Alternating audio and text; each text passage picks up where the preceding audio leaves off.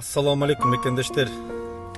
Бүгүнкү мекенибизде болуп жаткан кырдаалды Москва областындагы мигрант мекендештер дагы кайдыгер карабай үнүбүздү чыгаралык дедик.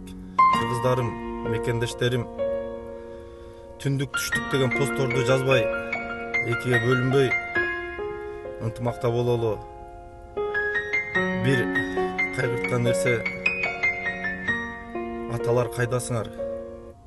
Эки эрке уулуңар мекенибизде эркелеп бири-бири менен тил табыша албай, элибиз экиге бөлүнгөнгө себепкер болуп жатат.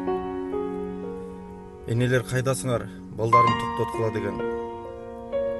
Ушу алыс жерде мекенибизден жакшы жаңылык уксак сүйүнүп калабыз. Бүгүнкүдөй кырдаалды уксак биз дагы жүрөгүбүз оңторулуп, ордубузду таппай бөтөн элде. Биз дагы аябай кайгыруу көз караш менен карап турабыз силерде. Мекендештерим, бүгүнкү кырдаалда бир жаш спецназ балабыз да каза тартты. Элибиз бир гана тынччылык болсун, тынччылык гана каалайбыз. Силерден сураныч дагы ар көпкө тилекте токтотолу мекендештерим. Ошондой эле мекениме 3 куплет көкүрөктөн ырчыкты эле ошону мекениме тартуулаганга туура көрдүм бүгүн. Менде күнөө, менде айып, кечир бизди мекеним, сен турганда бакыт издеп бөтөн элге кеткенмин.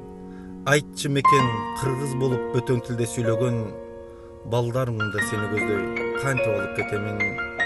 Алыс жерде күн өткөрүп, бөтөн элде жүрөмүн, мекенимдин таң атканын анда санда көрөмүн. Айтчы мекен, аруу тилек, асыл максат ой менен, эл журтумду сени көздөй кантип алып өтөмүн. Бир күнүм келет ынтымакта биз жаркырап барабыз, ак мөңгүңдүн суусун ичип эркелейбиз баарыбыз.